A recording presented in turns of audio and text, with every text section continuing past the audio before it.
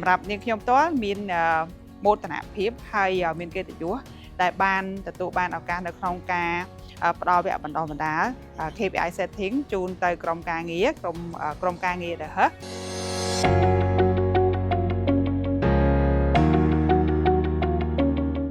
ចា៎យើងឃើញថាថ្ងៃនេះគឺជាថ្ងៃទី2ដែលនាងខ្ញុំបានផ្ដល់ដឹកនាំវគ្គសិក្ខាសាលាតាក់ទងនឹង KPI setting ជូនទៅក្រុមហ៊ុន The Hearst ដែលជាក្រុមហ៊ុនផលិតចំណីសត្វធំមួយរបស់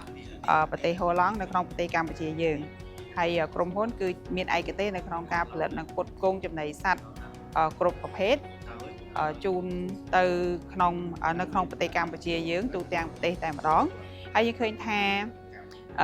នៅក្នុងខ្សែសង្វាក់ផលិតកម្មពិតជាបានផ្ដល់ ecosystem មួយដ៏ល្អនៅក្នុងការគ្រប់គ្រងទៅកាន់កសិផលរបស់ប្រទេសកម្ពុជាយើងអញ្ចឹង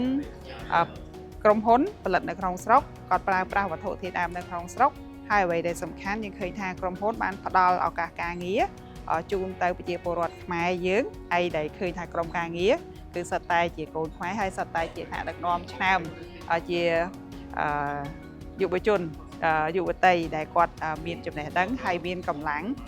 មានស្មារតីជាពិសេសគឺមានជំនាញនៅក្នុងការដឹកនាំនិងគ្រប់គ្រងផងដែរសម្រាប់នាងខ្ញុំផ្ទាល់មានមោទនភាពហើយមានកិត្តិយសដែលបានទទួលបានឱកាសនៅក្នុងការផ្ដល់វគ្គបណ្ដុះបណ្ដាល KPI setting ជូនទៅក្រុមការងារក្រុមការងារ The Hearst ហើយដែលមានរយៈពេល2ថ្ងៃពេញហើយយើងឃើញថាមាន4ថ្ងៃជាប់គ្នាចែកចែងទៅជា2ក្រុមនៅក្នុងសកម្មភាពសិក្ខាសាលារយៈពេល2ថ្ងៃនេះយើងឃើញថាសិក្ខាកាមទាំងអស់ដែលជាថ្នាក់ដឹកនាំដែលជាកម្លាំងស្នូលរបស់ក្រុមហ៊ុនមានការចូលរួមយ៉ាងសកម្មនៅក្នុងការ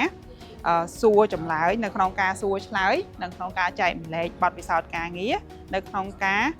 ផ្ដល់ធាតុចូលមកកាន់វគ្គបណ្ដុះបណ្ដាលហើយយើងឃើញថាឥឡូវសកម្មភាពរបស់សិក្ខាកាមកំពុងតែអនុវត្តធ្វើ KPI របស់ខ្លួនឯងរបស់ផ្នែកខ្លួនឯងហើយយើងឃើញថាការអនុវត្តនេះគឺបានផ្សារភ្ជាប់ KPI របស់ខ្លួនឯងហ្នឹងទៅកាន់ KPI របស់ក្រុមហ៊ុនដែលជាក្រុមហ៊ុនថ្នាក់ជាតិហើយក្រុមហ៊ុនថ្នាក់ជាតិហ្នឹងនឹងមានការផ្សារភ្ជាប់នៅគោលដៅរួមរបស់ក្រុមហ៊ុនជាតិរបស់ក្រុមហ៊ុនក្នុងស្រុកយើងហ្នឹងទៅជាមួយនឹងក្រុមហ៊ុនធំក្រុមហ៊ុនមេធំរបស់សកលផងដែរចា៎អ្នកឯកទេស KPI ឈានមកគេនៅកម្ពុជា